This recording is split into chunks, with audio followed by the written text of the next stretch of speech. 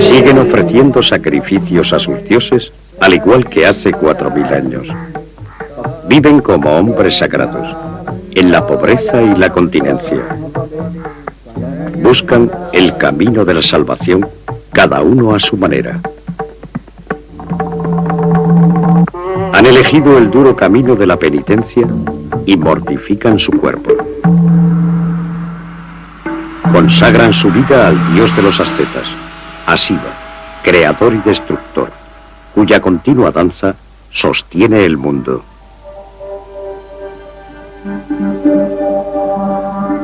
El misterio de Shiva.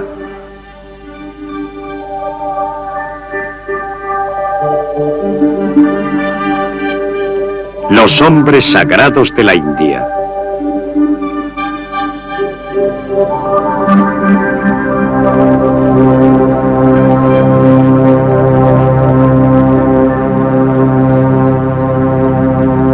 Natarajan va en peregrinación. Es un sadhu, asceta sagrado y peregrino. Son miles los que, como él, caminan a través de la India, de norte a sur y de este a oeste. Se dirigen hacia lugares y templos sagrados. Cumplen las leyes del hinduismo. Su fe les exige pobreza y continencia en la última etapa de su vida. En el templo, los fieles se acercan a su Dios. Aquí se desvanecen los límites entre lo terrenal y lo divino.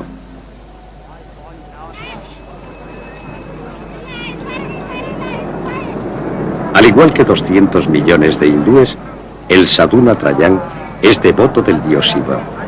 La mayoría de los fieles acude al templo a rezar al menos una vez al día. Los sadhus viven en la pobreza, pues no poseen más que lo que llevan encima. Todo el que toma también tiene que dar. Esta es una regla fundamental del hinduismo. Reciben la bendición de la divinidad y le dan a cambio dinero, frutos y flores. Estas ofrendas se reparten entre los hombres sagrados.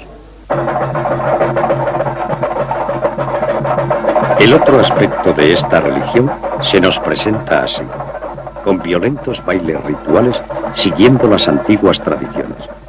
Éxtasis religioso que para nosotros los europeos no es fácil comprender.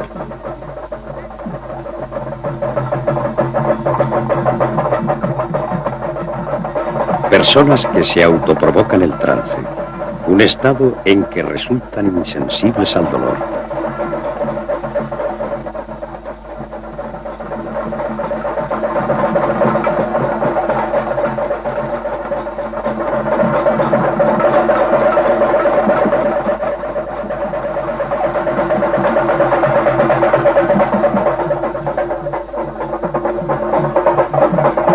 ¿Es esta una nueva forma de culto o una locura religiosa? ¿Qué conduce a estas personas a soportar una penitencia tan dura? ¿Por qué la mayoría de los hindúes no ha puesto sus esperanzas en esta vida, sino en la que vendrá después?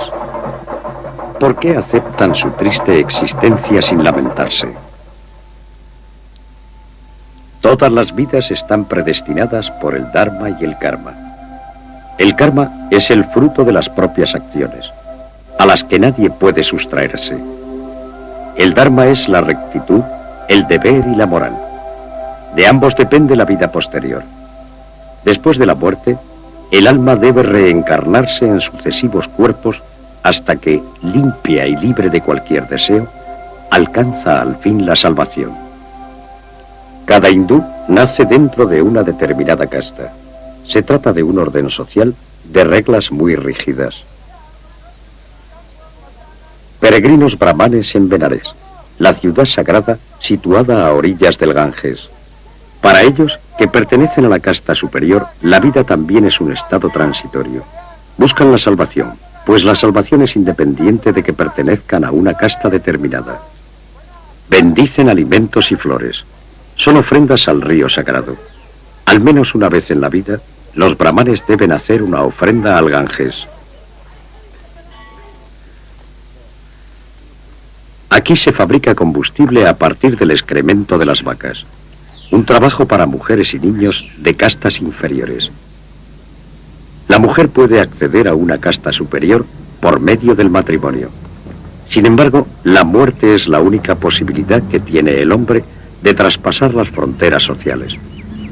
La única esperanza que le queda es reencarnarse en una vida mejor, así como el deseo de terminar pronto el ciclo de reencarnaciones. Natrayan ha decidido tomar en esta vida una parte más activa que otros para conseguir la salvación. Hace 30 años, tras la muerte de su mujer, vistió la túnica naranja de los ascetas. Desde entonces ya no puede poseer nada, ni siquiera una casa. Solo debe comer una vez al día y ha de guardar castidad. Otros le proporcionan el alimento y de vez en cuando algunas monedas. Vive en una pobreza voluntaria, una dura existencia en la última etapa de su vida para este antiguo ebanista de la casta de los artesanos. La ley universal hindú divide cada vida en 4 etapas. En la primera, el joven aprende de su gurú. En la segunda, se casa, funda una familia y cumple sus deberes con la sociedad. El hombre solo puede dedicarse a su salvación cuando los hijos están criados y la familia bien atendida.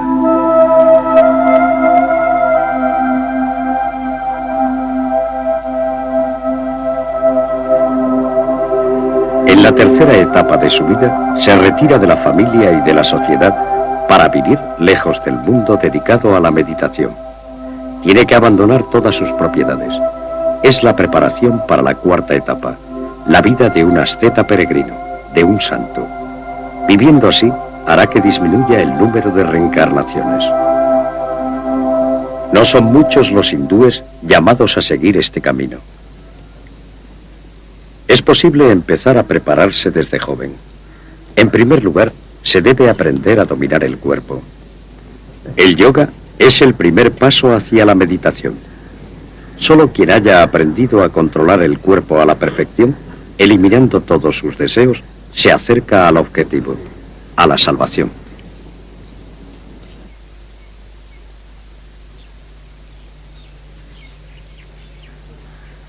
Muchos ascetas consiguen dominar las más complicadas posturas de yoga, que a veces se relacionan con antiguas leyendas. Una de esas leyendas es la de Hanuman, el mítico dios mono. Hanuman poseía poderes sobrehumanos.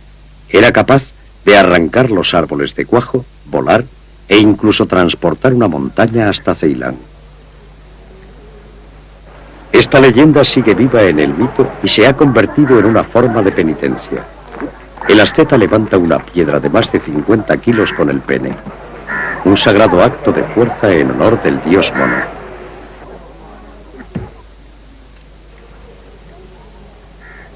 Los hombres sagrados que se dedican solo a la meditación rechazan esta clase de prácticas. Argumentan que el ser humano nunca llega a dominar su cuerpo a través de estos métodos. Sin embargo, la India es conocida en Europa por espectáculos como el que hemos visto. ¿Quién no ha oído hablar de los faquires en un lecho de clavos? El lecho de clavos rememora al héroe Bhisma, que cayó del carro en el que se encontraba al ser alcanzado por centenares de flechas. Pero las flechas frenaron la caída formando un lecho con sus puntas.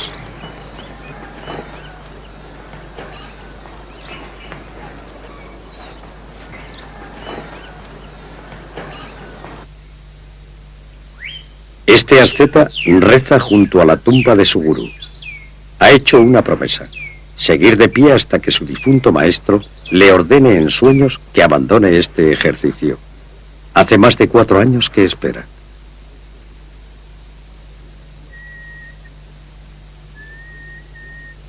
Desde entonces nunca se ha acostado, ni siquiera por las noches. Para reposar se apoya en un columpio.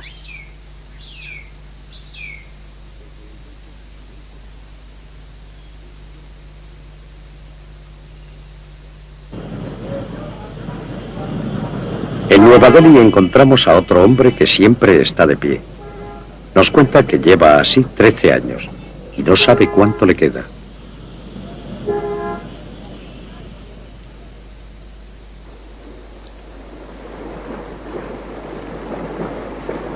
Algunos se sostienen sobre una pierna y pasan así días enteros. Permanecer inmóvil como un árbol en cuyas ramas anidan los pájaros. Así se describe este ejercicio en los antiguos textos. Un documento de piedra de más de 1200 años da fe de la tradición con que cuentan en la India los hombres que siempre están de pie. Pero también nos demuestra que no siempre se les ha tomado en serio, pues aquí podemos ver cómo un gato los imita, mientras los ratones toman al gato por un santo.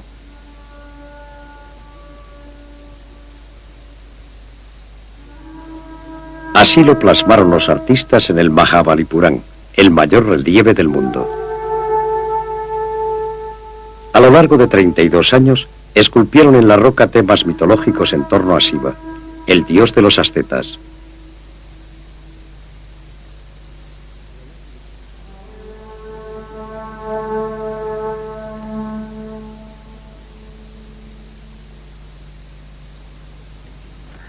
A veces, el camino de la salvación resulta ser solo un espectáculo y una fuente de ingresos.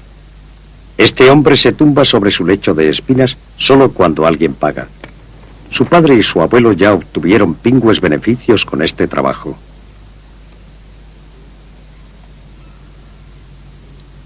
Cada vez que hace esto, cobra unas 3000 pesetas, lo que representa más de la mitad de un salario medio.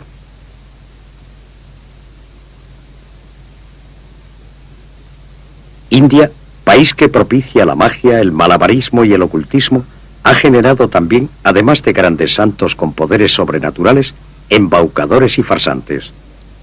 Este se ha espolvoreado con ceniza sagrada a fin de dar la apariencia de un verdadero asceta. Controla su cuerpo de tal manera que las puntiagudas espinas no le producen heridas.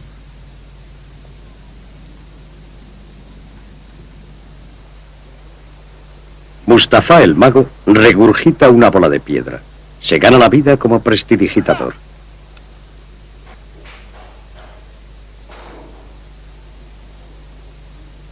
Hassan es capaz de alojar en su garganta más de 50 clavos y expulsarlos durante la función. Un espectáculo que no intenta aparentar nada sagrado.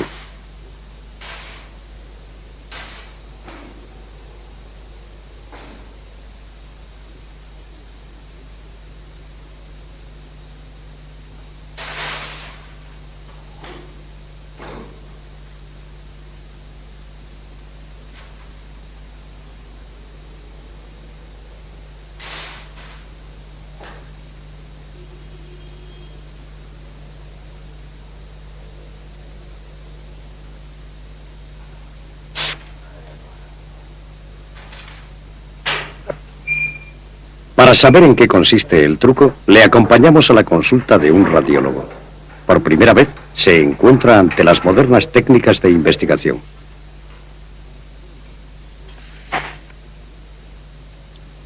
La radiografía no deja lugar a dudas. Hassan tiene los clavos alojados en la garganta.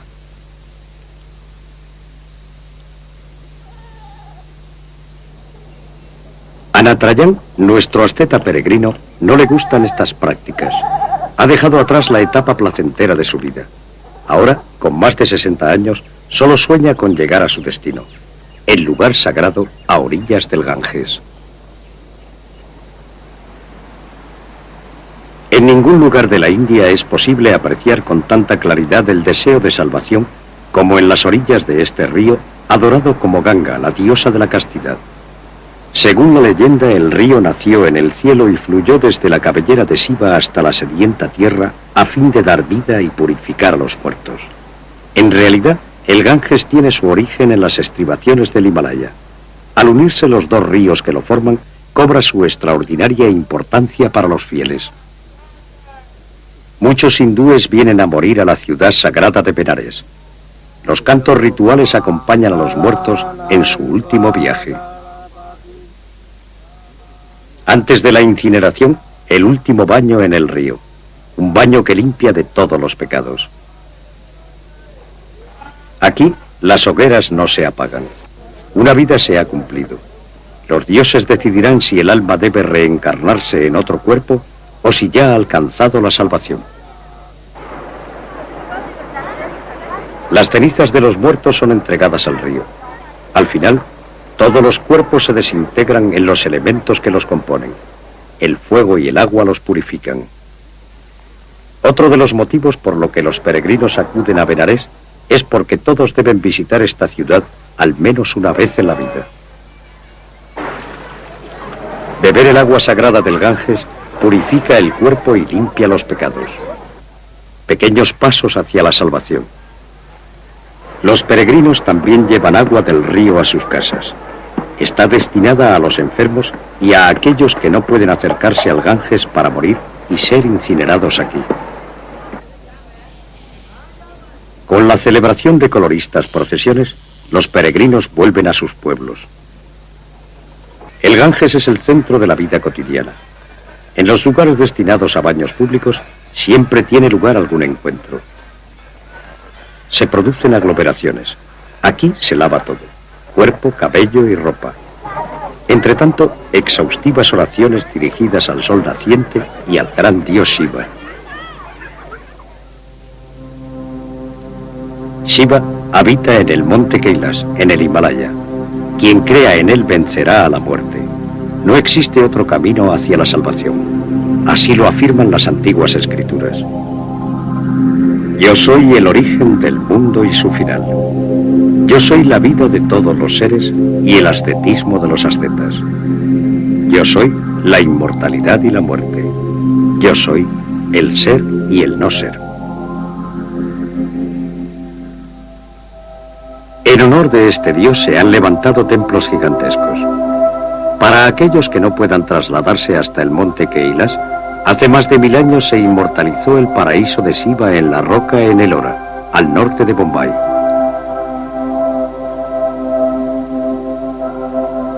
Para poder tallar el templo en una sola pieza, como una escultura, fue preciso extraer de la montaña más de 200.000 toneladas de piedra.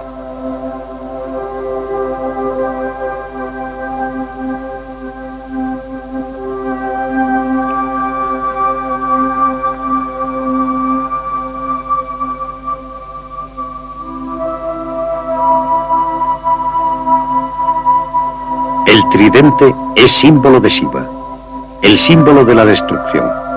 Los devotos de este dios suelen portar sus símbolos. El tridente es el más antiguo que se conoce. Existen representaciones de este símbolo en cerámica desde 200 años antes de Cristo. Shiva también es músico y bailarín. El tambor y el cuerno aparecen junto a él.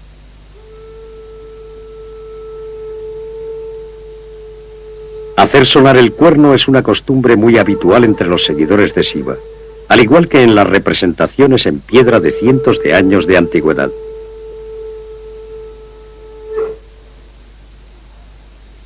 El lingam, el símbolo fálico, representa la fuerza procreadora del dios.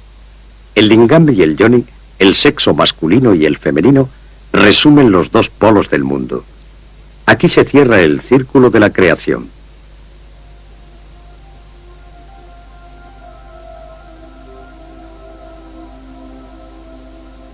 Este es el templo Khajuraho. La forma del tejado reproduce la cordillera del Himalaya, la morada de los dioses.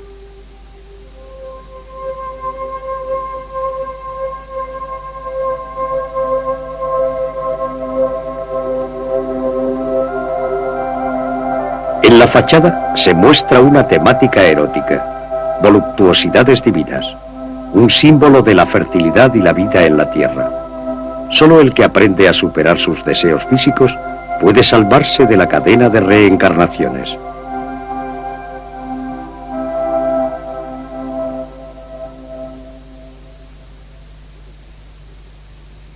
Los creyentes adoran el falo del dios Shiva, pues es él quien ha creado el mundo y quien lo mantiene, pero también quien lo destruye.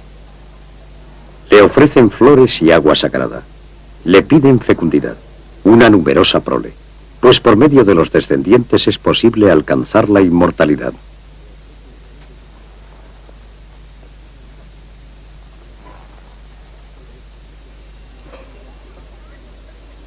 Sai Baba, uno de los santones más venerados de la India, nos ha concedido una audiencia en las afueras de Bangalore. ¿Es un farsante con trucos bien aprendidos? ¿Un ser humano convertido en Dios, tal y como lo consideran muchos? ¿O un salvador de la tierra? Él se considera una reencarnación del dios Krishna. Le gusta verse representado con él en las tarjetas postales. Sai Baba predica el amor y la supresión de las castas, la unidad de todas las religiones. Su doctrina es una mezcla de hinduismo y cristianismo. Tiene millones de seguidores en todo el mundo. Todos esperan poder acercarse a Sai Baba para hacerle llegar una carta con sus peticiones. Se dice que este hombre de 62 años posee poderes sobrenaturales. Puede curar, predecir el futuro o hacer aparecer objetos de la nada. Permitió que filmáramos la materialización de Vibhuti, la ceniza sagrada. Un suave movimiento de la mano y cae la ceniza. ¿De dónde ha salido este polvo blanco? Muchos científicos han querido examinar a Sai Baba en laboratorio, pero él se ha negado siempre. Afirma que sus poderes están solo al servicio de sus seguidores. Vemos de nuevo, ahora a cámara lenta, el proceso de materialización.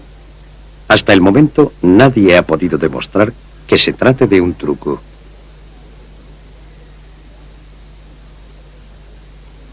Otro milagro.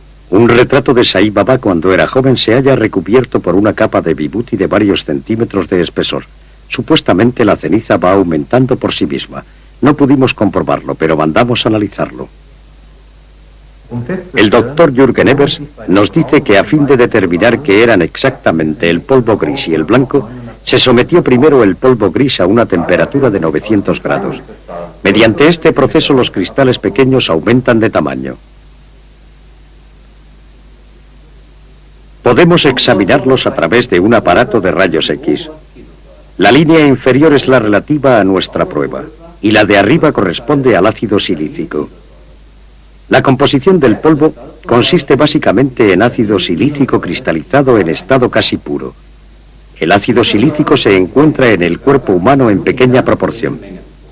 La composición química de este polvo es propia de las diatomeas, que aparecen en la Tierra en grandes cantidades. Por eso, Sai Baba no puede haber obtenido el polvo de su cuerpo.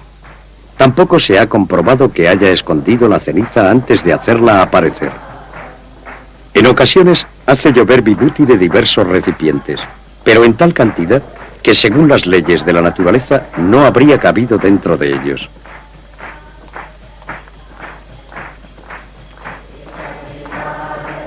Suele decir que las cosas aparecen cuando piensa en ellas. Dulces, alimentos o joyas.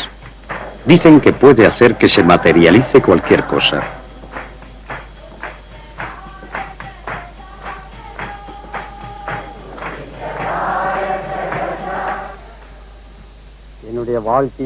Para Natarajan, que vive en la etapa de la continencia total, todas esas cosas no son más que magia. Meditación y oración forman el único camino que conduce a Dios. El que busca sinceramente a Dios no precisa de espectáculos. Los santos hindúes más nobles viven en completa soledad. Practican el yoga y la meditación solo para sí, para su salvación.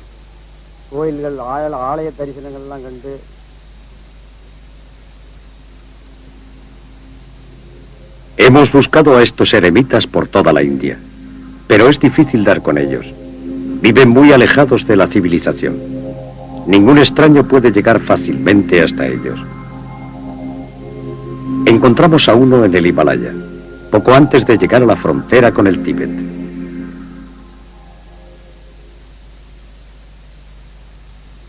Está descalzo sobre la nieve y reza al sol, al dios Surya.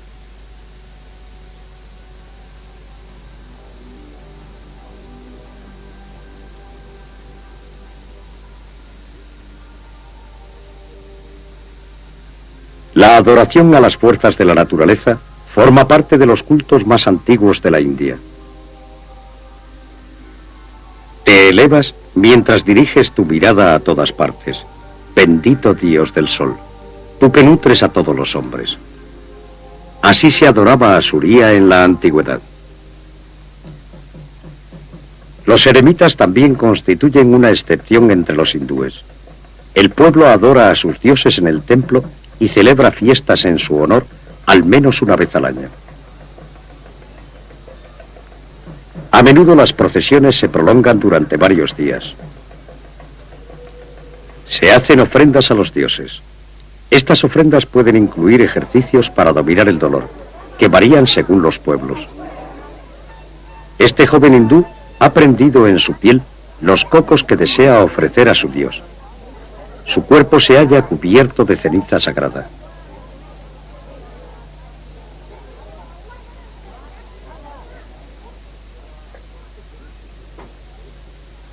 Además, se mortifica atravesándose la lengua con una especie de alfiler. No sangra porque ha masticado un poco de betel, suave estupefaciente de los hindúes. En agradecimiento por su sacrificio, el sacerdote le ofrece luz y ceniza, iluminación y purificación.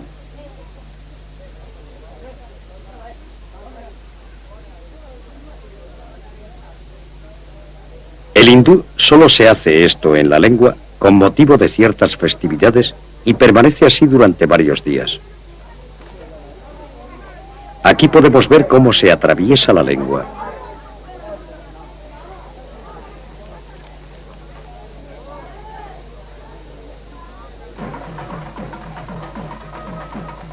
Nos encontramos en el sur de la India presenciando una ofrenda a Kali, al igual que el dios Shiva, diosa de la fecundidad y de la muerte. Al iniciarse la ceremonia, la oculta imagen de la divinidad es transportada alrededor del santuario.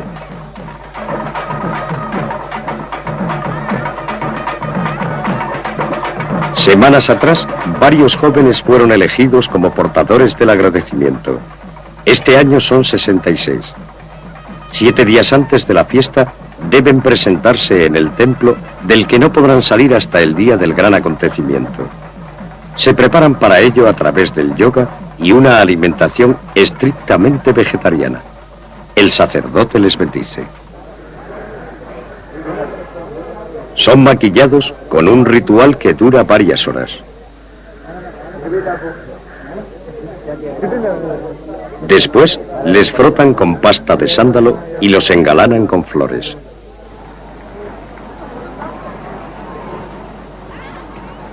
Cuando oscurece, tiene lugar la ceremonia de la ofrenda a Kali.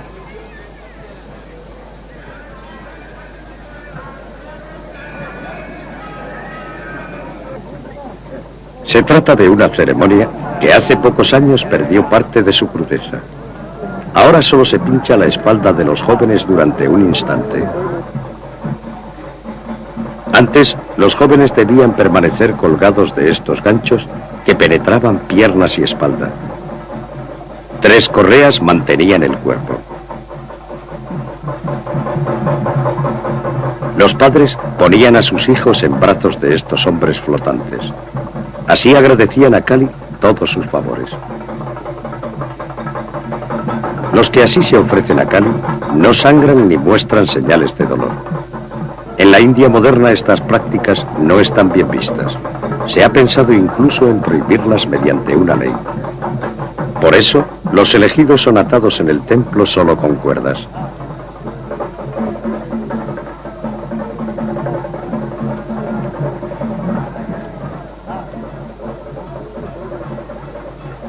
Sin embargo, los padres continúan llevando allí a sus hijos. Son elevados y conducidos alrededor del templo.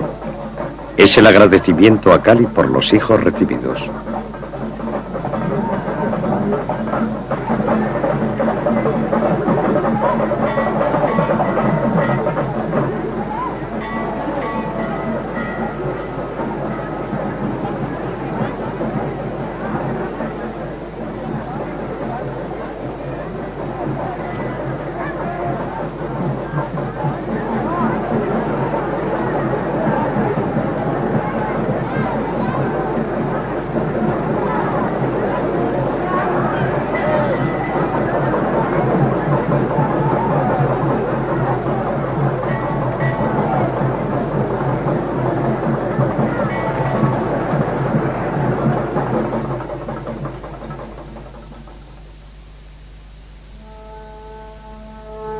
fortaleza de Agra es una de las construcciones más impresionantes de la época islámica de la India. En el siglo XVI, el emperador mogol Akbar dominaba el país desde aquí.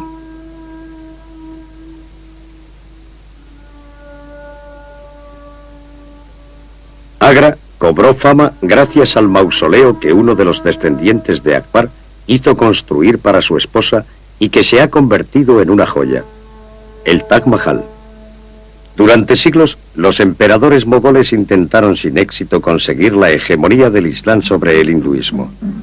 Por el contrario, algunas prácticas esenciales del hinduismo se filtraron en la doctrina del profeta. De ahí que en la India existan también faquires islámicos, los llamados sufíes. Realizan sus prácticas solo en determinadas festividades y después de un ayuno de varias semanas. Fueron precisos varios meses de negociaciones antes de que se nos permitiera filmar la ceremonia. Lo consintieron solo en un día determinado que fijó su maestro. Lo consideraron un acto religioso, por lo que no aceptaron percibir dinero por ello. Después de preparar cuidadosamente sus agujas, comienza la danza hasta asumirse en un estado de trance. Bajo la supervisión del maestro, alcanzan un estado en que no sienten dolor.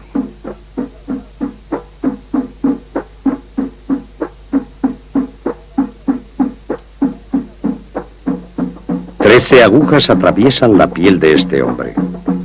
Para un fakir es una prueba muy fácil.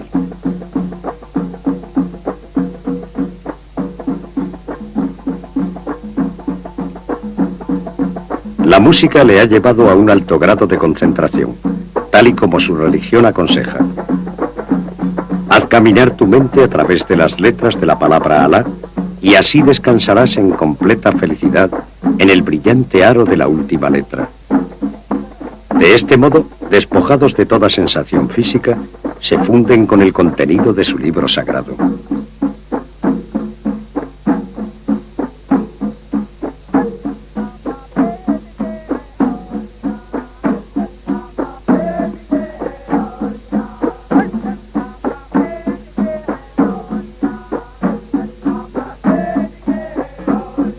El fakir permanece cerca de media hora en esta posición. Solo una suave tela le protege del sol. A continuación, se retiran las agujas. Una breve presión es suficiente. Poco después, su cuerpo no muestra señales. Además, no brota una gota de sangre.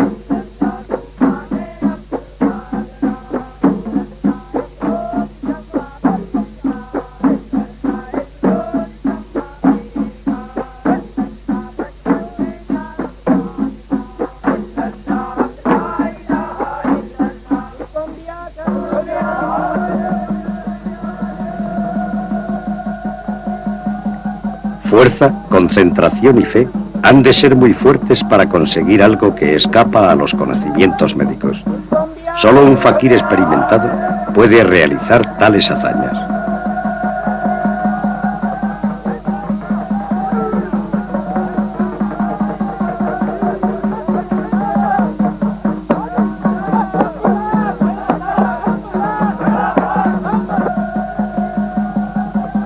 No solo se ha atravesado la lengua, sino también la zona de abajo, uno de los puntos más sensibles del cuerpo humano. Aún resulta más sorprendente que no brote ni una gota de sangre. Esta zona debería sangrar abundantemente.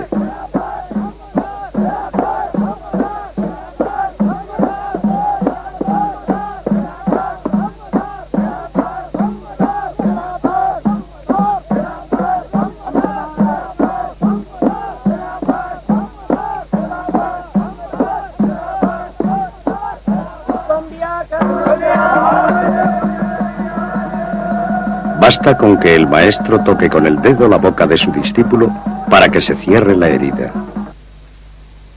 Algunos investigadores han estudiado este fenómeno.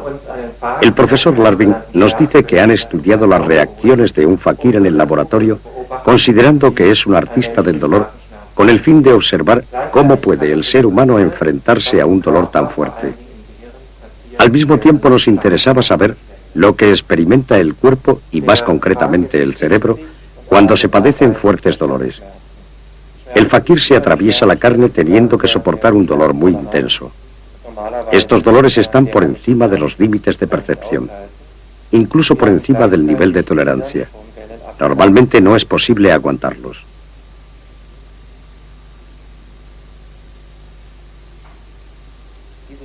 Se comprueban las ondas cerebrales. Esas ondas indican que el fakir alcanza el estado de trance solo durante un breve momento, justo en el instante en que tiene que controlar el dolor. Esta es la imagen de las ondas cerebrales de un fakir. En los momentos de dolor, una parte del cerebro está en estado de reposo, otras en estado de alerta. El fakir puede superar el dolor con éxito gracias a las partes del cerebro que permanecen dormidas. La perfecta superación del dolor.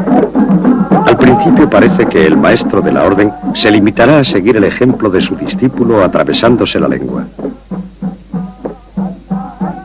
Pero, ¿por qué le sujetan el cuello con estas telas de colores?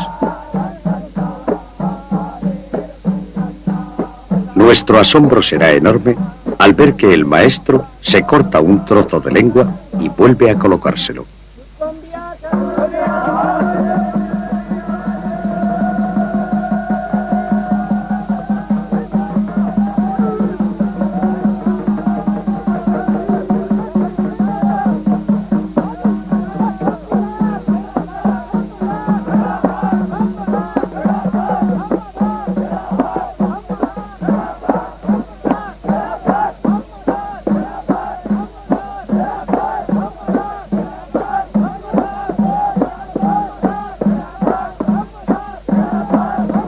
Ahora comprendemos el motivo por el que los discípulos sujetan al maestro, para que no caiga al suelo en el estado de supremo éxtasis en que se encuentra. Además, según nos cuentan, después deben protegerlo, porque si le toca a alguien que no sea creyente, no podría volver a colocarse el trozo de lengua.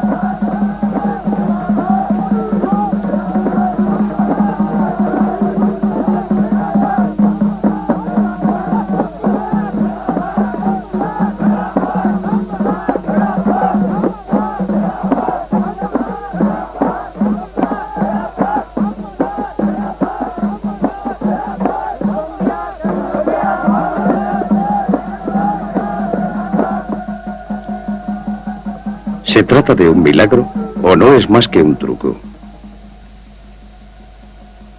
Ralentizamos las imágenes para verlo con más detalle. Primero, no cabe duda, se ha cortado un trozo de lengua. Segundo, el hecho de que el trozo aparezca como desflecado por los bordes indica que ha sido seccionado un órgano vivo. La lengua es un músculo muy irrigado. Por eso, después del corte, pierde la forma sobre todo en el centro, retrayéndose más por esa zona que por los bordes. Tercero, tampoco aquí hemos podido apreciar que se haya derramado ni una sola gota de sangre. Y cuarto, que la lengua ha vuelto a unirse y ha recuperado su movilidad. Este fenómeno no puede ser explicado por la medicina. Tenemos que entenderlo como un acto mental relacionado con la meditación.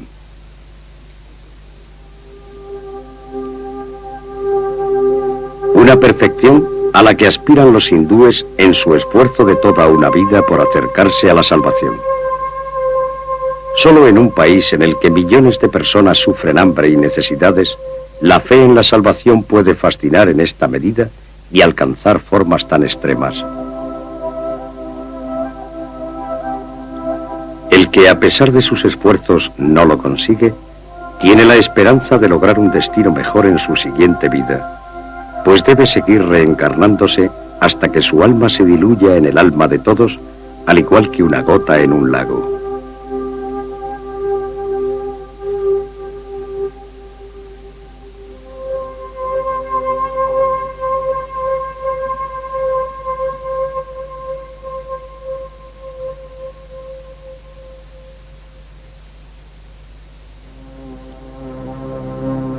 Una leyenda nos habla del tiempo infinito que esto puede tardar. Narada, el adivino de los dioses, se apareció a un hombre santo que hace muchos años se consagró a la meditación y al más severo ascetismo. Te concedo un deseo, le dijo Narada. Me gustaría saber cuántas vidas debo pasar aún así. El hombre santo recibió como respuesta: mira las hojas de ese árbol. Solo cuando hayas vivido tantas vidas en el ascetismo como hojas tiene ese árbol, conseguirás la salvación. Entonces, el hombre santo comenzó a bailar de alegría, exclamando: ¿cómo? ¿Solo esas?